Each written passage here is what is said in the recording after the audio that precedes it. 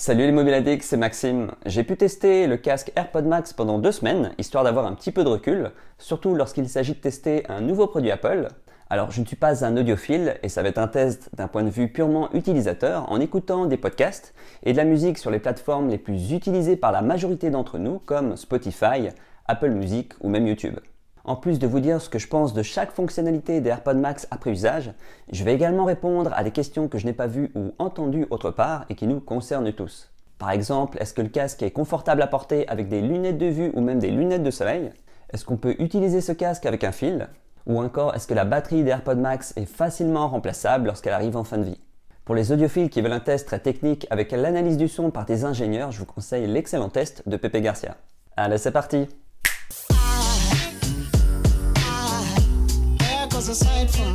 La première chose qui frappe avec le casque AirPods Max, c'est son design, un design qui ne ressemble à rien d'autre sur le marché. C'est un casque qui se démarque de la concurrence pas seulement à cause de son design, mais aussi avec les matériaux utilisés, mais aussi le prix. Il s'agit d'un casque circum-auriculaire, entendez par là qu'il englobe les oreilles, mais qu'il ne repose pas sur les oreilles. Il est constitué d'un arceau en métal flexible et des oreillettes en aluminium, et ça donne tout de suite l'impression que les autres casques sont cheap alors que c'est pas du tout le cas.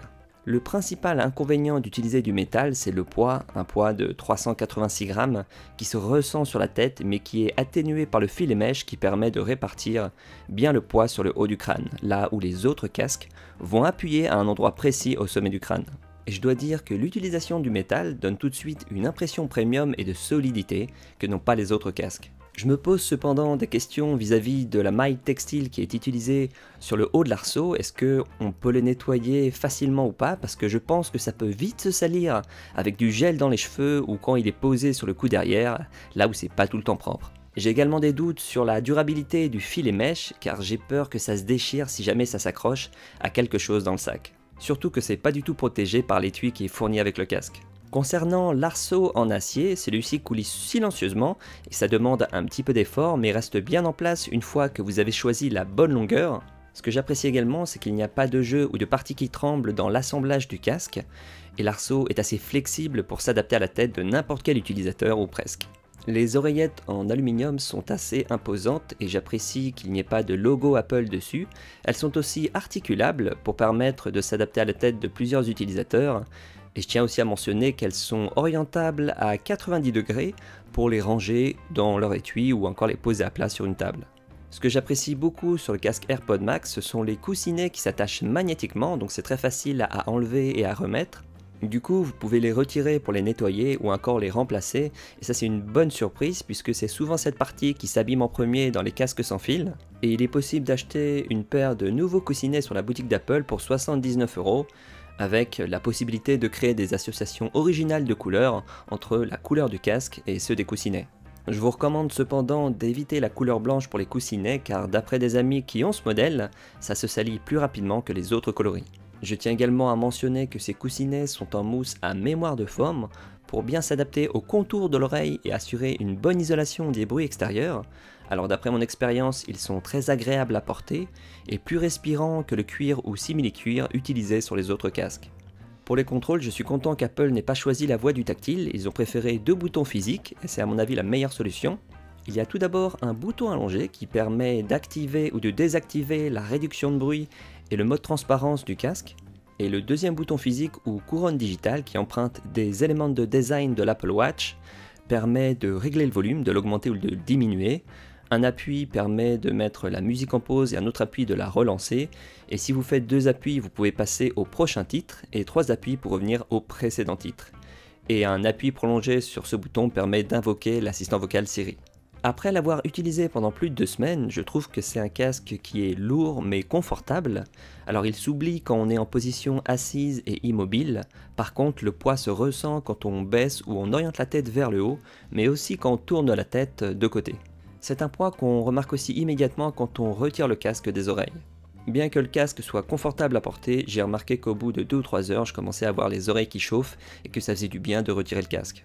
Alors c'est agréable en hiver, par contre en été, ça le sera beaucoup moins. Alors comme vous le savez, je porte des lunettes de vue et autant vous le dire tout de suite, ça va pas être le casque qui va vous réconforter avec les lunettes de vue et les casques, puisque au bout de 1h, 1h30, j'ai commencé à avoir mal au niveau des branches. J'ai testé avec mes 2 paires de lunettes de vue, une paire avec des grosses branches et une autre avec des petites branches, et j'ai observé qu'après 1 heure avec les lunettes à grosses branches, je commençais à avoir mal au niveau des oreilles, et ça prenait un peu plus de temps, environ 2 heures pour les lunettes avec des petites branches. Donc c'est pas inutilisable avec des lunettes, mais je préfère vous avertir. Alors c'est peut-être lié à la morphologie de mes oreilles, et je serais curieux de savoir ce que ça donne de votre côté.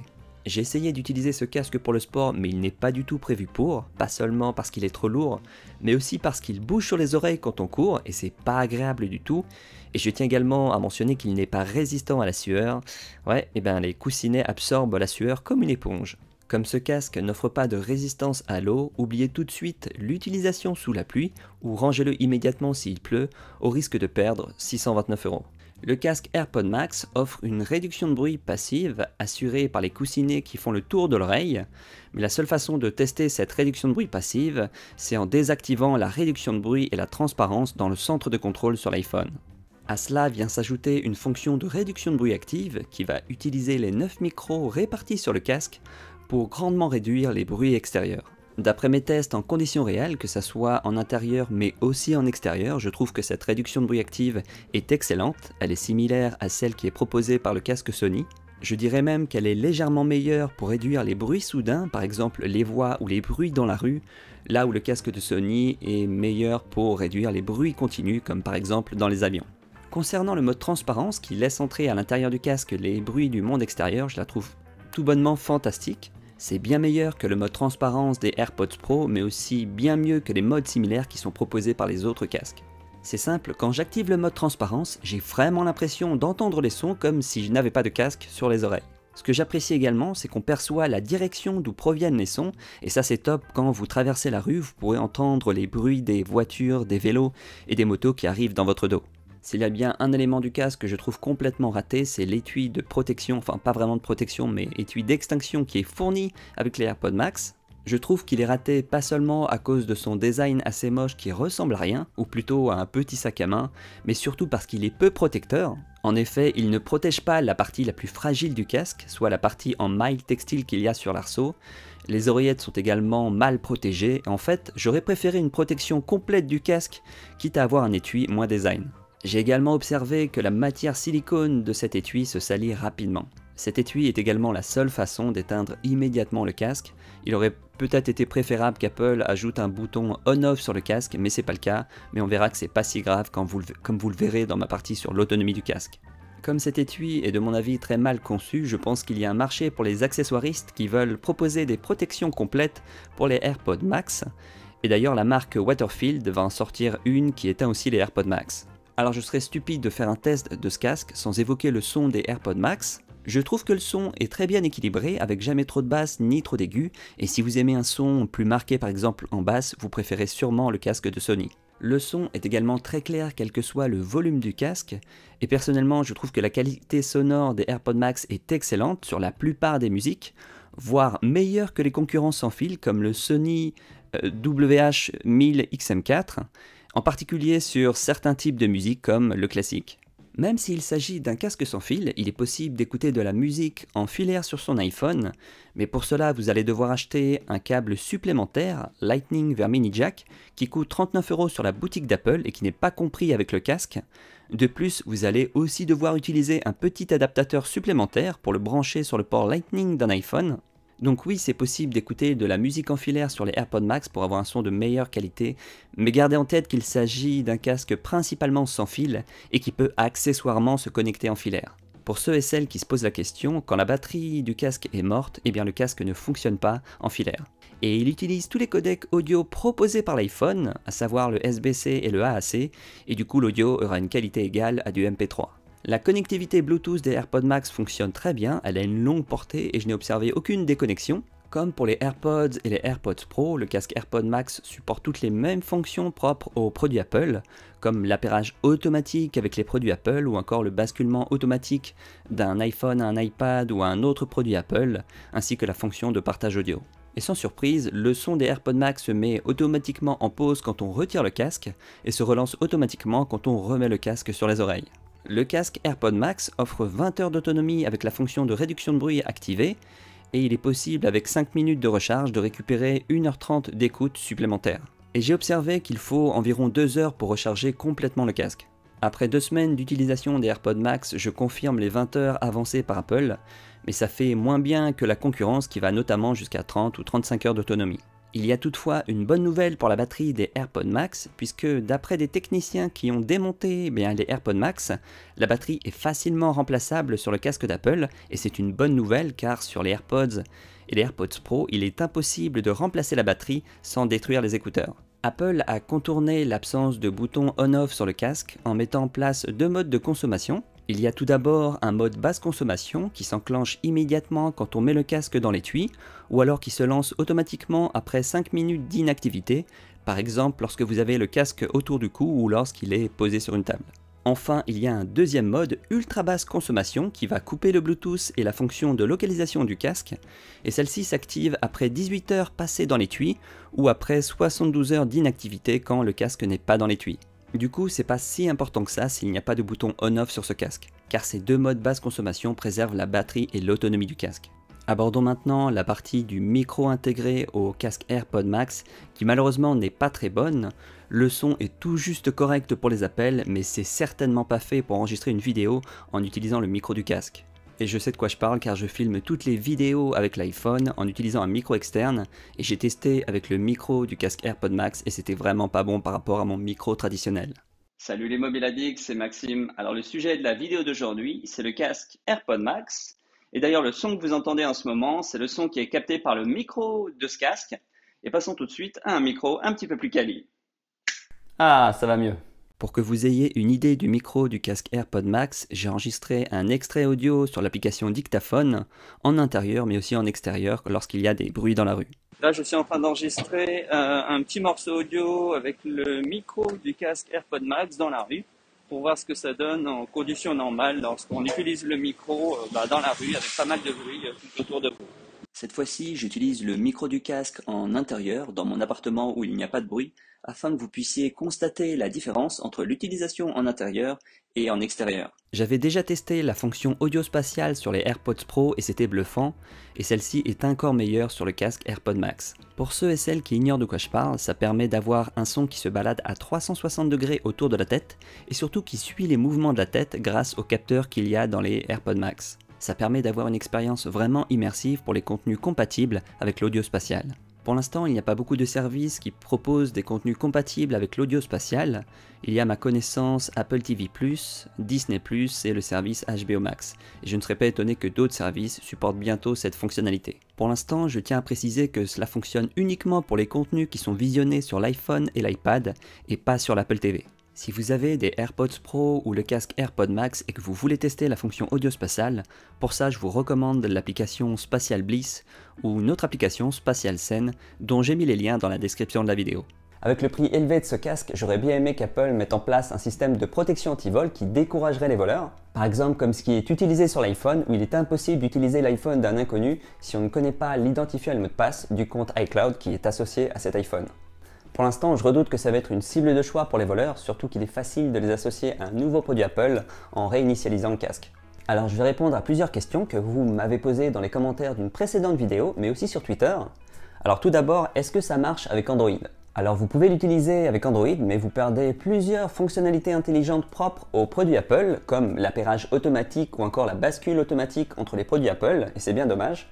Est-ce que les gens autour de vous entendent ce que vous écoutez? Alors ça peut s'entendre légèrement à partir de 75 ou 80% du volume, mais je vais être franc, avec la réduction de bruit active, vous allez très rarement voire jamais le mettre à un tel niveau de volume, à moins d'avoir des problèmes d'audition ou d'être dans un environnement vraiment très bruyant.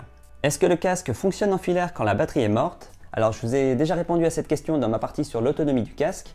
Eh bien non, ça ne fonctionne pas quand la batterie des AirPods Max est morte. Je vais maintenant récapituler rapidement les principaux points positifs mais aussi négatifs du casque AirPods Max. Tout d'abord, la qualité de fabrication du casque est excellente et c'est pas vraiment étonnant venant d'un produit Apple, surtout pour un casque dans cette gamme de prix. Ensuite, l'utilisation de matériaux premium comme l'acier et l'aluminium et qui donnent vraiment une impression de solidité que n'ont pas les autres casques qui utilisent principalement du plastique. Un superbe traitement audio réalisé par la puce H1 qu'il y a dans chaque oreillette et qui produit un son très équilibré, que ce soit pour la musique ou des podcasts. Alors de ce que j'ai pu tester, le casque AirPods Max offre un des meilleurs sons parmi les casques Bluetooth du marché. La réduction de bruit est également excellente, elle est au même niveau que les meilleurs du marché, voire mieux dans certaines situations, et notamment dans la rue. Le mode transparence est tout simplement parfait parce que j'ai l'impression d'entendre les sons extérieurs comme si je n'avais pas de casque sur les oreilles. Et c'est de loin le meilleur mode transparence parmi tous les casques Bluetooth disponibles sur le marché. Parmi les points positifs, il y a aussi toutes les fonctionnalités intelligentes propres aux produits Apple qu'ont déjà les AirPods et les AirPods Pro, comme l'appairage automatique avec les produits Apple, le basculement automatique d'un iPhone, un iPad ou d'un autre produit Apple, et enfin la fonction audio spatiale qui permet d'avoir un son très immersif qui se balade à 360 degrés autour de la tête, mais qui pour l'instant fonctionne uniquement sur l'iPhone et l'iPad, et je ne serais pas étonné que ça arrive bientôt aussi sur l'Apple TV. Parmi les principaux points négatifs, il y a tout d'abord bien évidemment le prix, un prix de 629 €, c'est très élevé pour un accessoire, mais c'est pas très étonnant venant de la part d'Apple quand on sait qu'ils nous ont pondu un Magic Keyboard pour iPad Pro qui va jusqu'à 400 €. Autre point négatif, c'est le poids, un poids de 386 grammes qui se ressent quand même sur la tête. Troisième point négatif, un étui de protection qui était mal conçu et qui protège quasiment rien sur le casque. Avec 20 heures, l'autonomie est correcte, mais comparativement à la concurrence, ça fait moins bien puisque les concurrents vont jusqu'à 30 ou 35 heures d'autonomie. Je regrette également que le casque ne soit pas pliable, du coup il n'est pas facile à ranger et à transporter, surtout avec l'étui qui est fourni avec. Et enfin, le casque n'est pas très confortable à porter lors d'une utilisation prolongée si vous portez des lunettes de vue ou des lunettes de soleil. Même si je vais renvoyer ce casque pour des raisons que je vous explique dans une minute, je dirais que le prix de ce casque est justifié de par les matériaux qui sont employés et du fait que les fonctionnalités offertes par les AirPods Max sont un cran au-dessus de la concurrence. Il propose une excellente expérience d'utilisation et sonore, et je pense que c'est un meilleur produit que les casques de Sony et de Bose, mais je pense qu'il aurait dû être vendu un cran moins cher, par exemple aux alentours de 550 €, et qu'il aurait dû être fourni avec un câble jack et un adaptateur, enfin un chargeur. Dans cette gamme de prix, c'est un casque qui n'a pas de concurrent direct et je serais curieux de voir ce que les marques audio connues dans le domaine vont nous proposer dans cette gamme de prix. C'est un super casque, mais cher, et que je vais renvoyer probablement parce que comme beaucoup d'entre vous, je ne suis pas la cible. Pas seulement parce que je porte des lunettes de vue et que ça me fait mal aux oreilles au bout d'un moment, mais aussi et surtout parce que je vais préférer le côté pratique, léger et facile à ranger des écouteurs sans fil. Si jamais mon test des AirPods Max vous a aidé et que vous prévoyez d'acheter le casque, n'hésitez pas à passer par le lien dans la description de la vidéo, ça ne vous coûte pas plus cher et ça aide à financer la chaîne et la production de ces vidéos qui prennent beaucoup de temps. Et sur ce, je te dis à bientôt dans une prochaine vidéo. Allez, ciao!